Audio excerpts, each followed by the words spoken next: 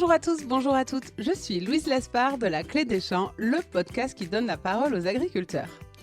Aujourd'hui, j'ai le grand plaisir de rencontrer Louis Lardière au Salon de l'Agriculture de Paris.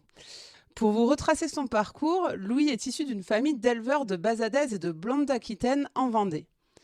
Il a démarré son cursus par un lycée agricole, puis a poursuivi sa route en BTS, pour finir à Bordeaux Sciences Agro, l'école d'ingénieurs agronomes. À 23 ans, il est aujourd'hui en dernière année d'école et est en alternance dans la start-up Inverse qui fait de l'élevage d'insectes à destination de l'alimentation animale.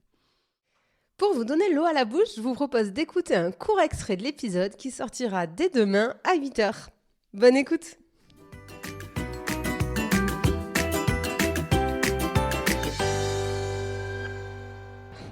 Mais on a parlé un peu de la théorie là, de ton profil entrepreneuriat, mais on va passer à la pratique parce que tu développes plein de projets, notamment des cacahuètes et des, comment tu nous appelles ça, des croque-mojettes, c'est ça. qu'on a là sous les yeux. Tu peux nous raconter la démarche, ce que c'est. Peut-être qu'on peut commencer par les croque-mojettes et après on se concentrera sur la cacahuète parce que ça m'intéresse particulièrement. Tout à fait. Alors je développe, mais je co-développe aussi surtout parce que donc je suis pas mal appuyé par mon père et mon oncle et ma famille, mes amis qui me soutiennent et qui m'aident, on va dire, auprès du projet. Donc croque-mojette, en fait, c'est une idée toute bête. En fait, donc nous on produit donc depuis des décennies des haricots blancs, donc les fameuses mojettes sur l'exploitation agricole. Et voyons un peu, on va dire, la déprise, notamment auprès des jeunes, de la consommation d'haricots blancs, soit parce que ils n'ont pas le temps de les cuisiner ou qu'ils savent pas forcément les cuisiner. On s'est lancé un peu l'idée de les transformer pour les mettre à l'apéro et du coup redonner ce caractère un peu innovant à un produit de terroir un peu oublié pour pouvoir le remettre au goût du jour.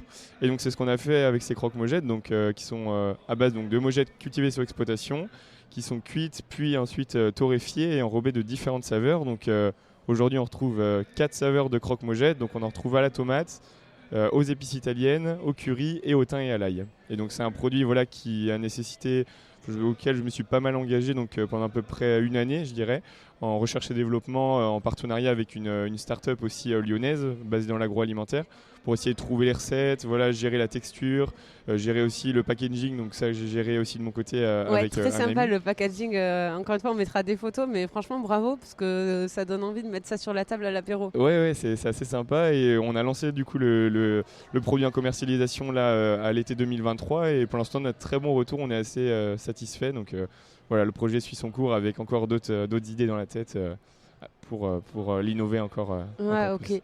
Du coup, donc, tu produis les haricots sur ton exploitation C'est ça. et ensuite pour les transformer, tu fais comment Pour l'instant, donc on transforme en partenariat avec cette fameuse start-up lyonnaise là, qui nous a aidé au départ. Et là, on va voir en fait avec le volume de produits écoulés si demain on n'essaye pas de soit relocaliser la transformation nous sur la ferme ou soit au moins un partenaire un peu plus local.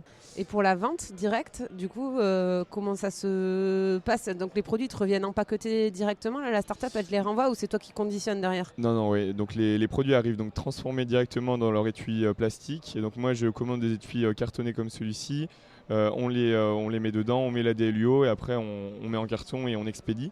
Et donc aujourd'hui, on vend en direct sur la ferme. On a un petit point de vente à la ferme et on travaille aussi en partenariat, donc en B2B avec différents magasins.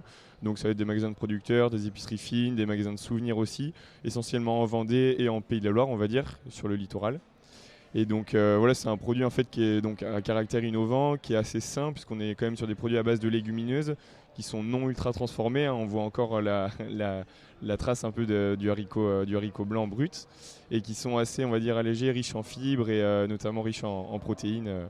Vu qu'on est sur des légumineuses. On peut les commander à distance ou Ouais, on a un site internet, alors c'est pas un site marchand, c'est un site vitrine, mais après il y a tous nos coordonnées, il suffit de passer commande et après on peut soit venir les retirer à la ferme, soit les expédier. Ok, tu as l'adresse du site? C'est ça, donc c'est www.geek-parpounet.fr. Ok, parpounet, comment tu... Voilà, c'est ça, Parpounet, P-A-R-P-O-U-N-E-T. Ok, très bien, parfait. Très bien pour les haricots blancs. Et après, j'aimerais qu'on parle de la cacahuète. Parce que alors ça c'est vrai que c'est un indispensable de nos apéros. Exactement. Mais sur lequel on ne sait pas grand-chose. Comme les croque-mojettes demain, on l'espère. C'est vrai, ouais. C'est tout ce que je te souhaite, qu'on mange tous des haricots blancs à l'apéro. C'est ça. Mais comment ça t'est venu, cette idée de produire des cacahuètes? Et est-ce que tu peux nous raconter un peu la démarche? Là encore, donc, c'est un constat qu'on a eu donc, en 2020. Nous, on travaille beaucoup avec des magasins de producteurs et épiceries fines. Et pendant le Covid, donc, c'est vrai qu'il y a eu un bel engouement de consommation autour de ces moyens de distribution. Et on voyait en fait les consommateurs qui se ruaient vers tous les rayons, notamment les rayons apéritifs. Et un jour, en faisant de la mise en rayon, c'est vrai qu'on s'est questionné sur le fait que beaucoup de gâteaux apéro, ou beaucoup de graines apéritives du moins, consommées en France comme la cacahuète, ne sont jamais pas produites en France. Je crois que c'est plus de 99% qui viennent d'être enlevés. 99,5%, c'est ça. Il n'y a que 2 producteurs, on va dire, déclarés en France. Dans un à Soustan, dans les Landes. Un à Soustan dans les Landes, c'est ça. Il doit y en avoir un ou 2 autres dans le sud-ouest. Et après, donc, il y a nous en Vendée. Et tu sais dans quel pays étranger c'est produit majoritairement ce qu'on mange ? Alors, le premier pays, c'est la Chine en production, et après donc suivi par les États-Unis et pas mal de pays d'Amérique latine et d'Afrique bien sûr aussi à différentes échelles.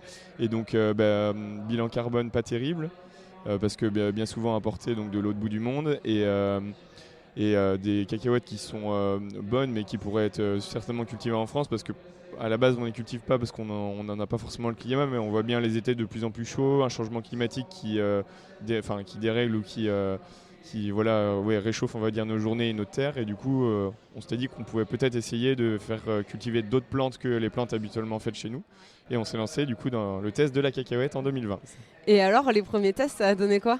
C'est sur combien de temps une culture de cacahuètes ? Donc c'est un cycle printanier. On sème ça au printemps, on récolte ça, on va dire, début de l'automne, fin de l'été.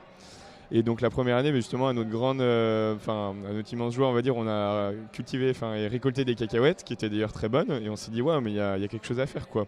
Donc deuxième année, on s'est mis à tester en fait différentes variétés, différentes modalités de culture pour essayer de cibler un peu et voir si à plus grande échelle il y avait une faisabilité ou non en fait de la culture. Et Parce qu'il y a différentes variétés de cacahuètes. Voilà, il y a près d'une centaine de variétés en tout de cacahuètes, mais on va dire qu'il y a 2 grandes tendances entre des variétés qui sont plus précoces et d'autres un peu plus tardives. Et donc il fallait cibler une variété, on va dire, idéale pour notre terroir. Voilà, c'est ça.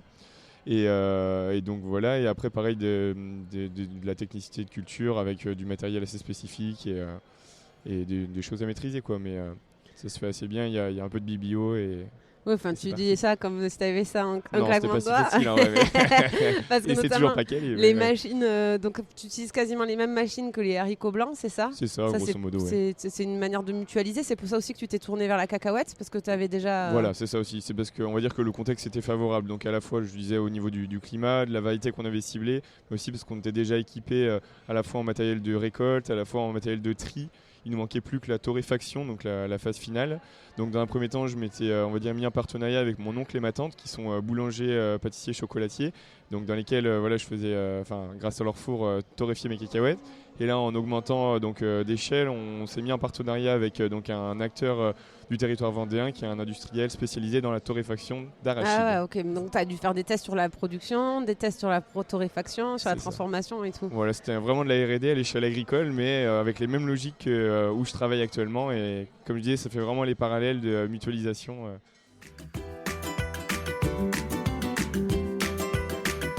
Et voilà, c'en est fini pour aujourd'hui. Vous souhaitez aller plus loin dans la découverte de l'agriculture ? Si vous êtes dans une entreprise qui travaille au contact du monde agricole, sachez que la Clé des Champs propose des formations à cet effet. Plus d'informations et inscriptions sur www.laclédeschamps-podcast.fr. Et avant de partir, dernière chose, si le podcast vous plaît, n'hésitez pas à lui mettre une note 5 étoiles ou à en parler autour de vous. Ça m'aide énormément à faire connaître le podcast. Merci beaucoup et je vous dis à très très vite.